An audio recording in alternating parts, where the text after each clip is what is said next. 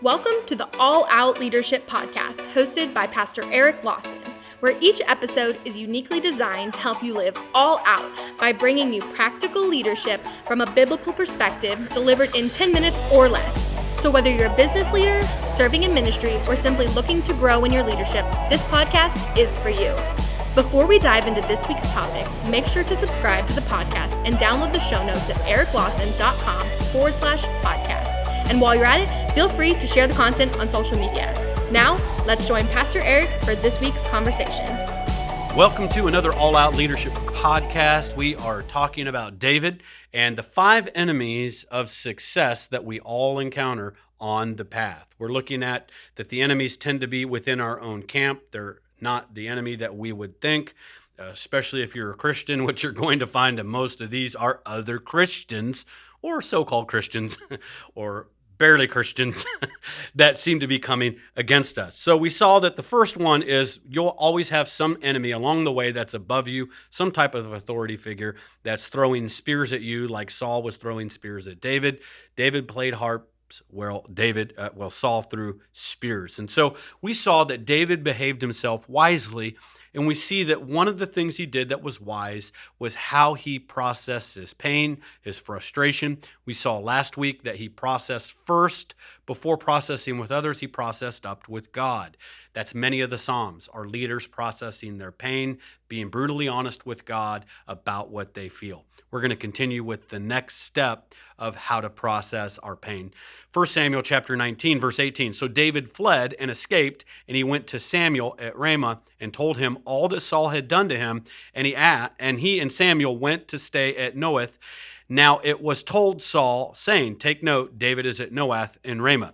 Notice this, the second thing that David did is he processed up with a leader.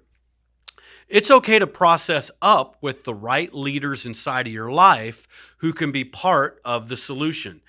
Samuel was a spiritual leader, a mentor, a pastor, so to speak, in the life of David. And so David went to his spiritual mentor, spiritual leader, the one who'd actually anointed him and called him into ministry, who had been advising him in all this time.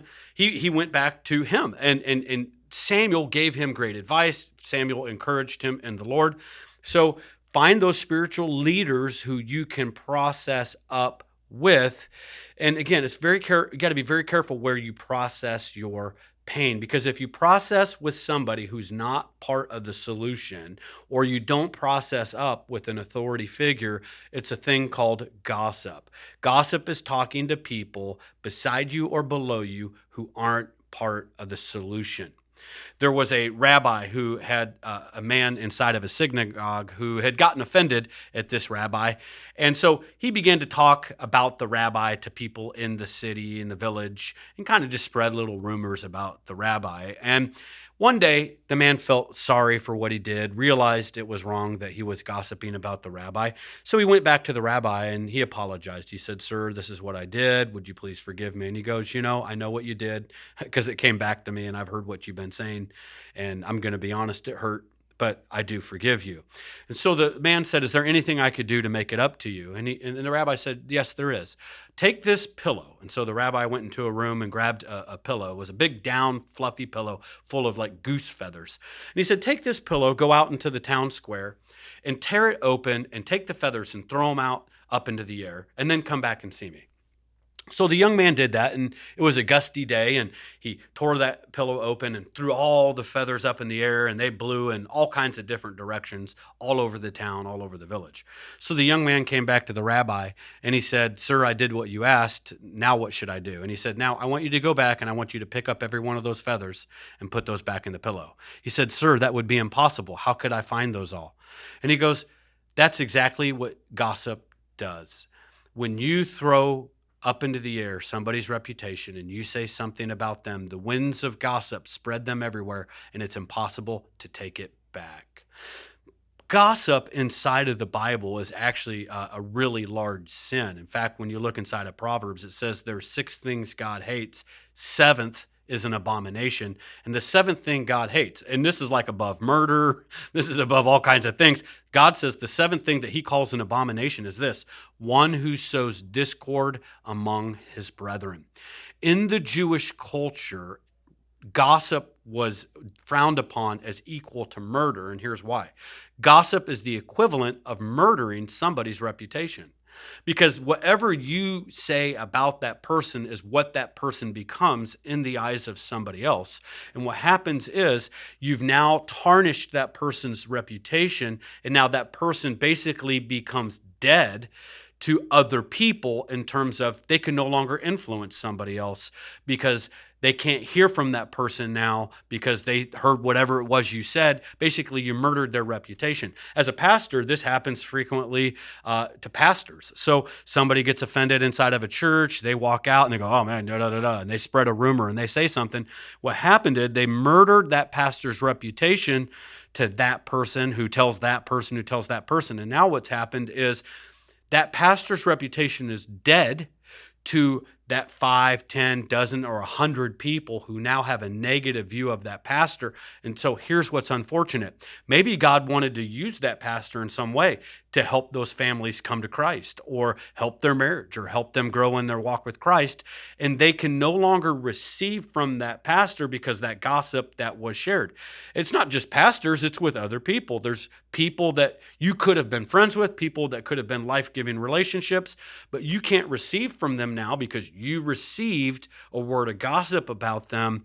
And so when you process your pain, you need to make sure that you're processing up with leaders. The temptation is we want to process beside us and we want to process below us, and they're not part of the solution. So make sure you're processing in the right place.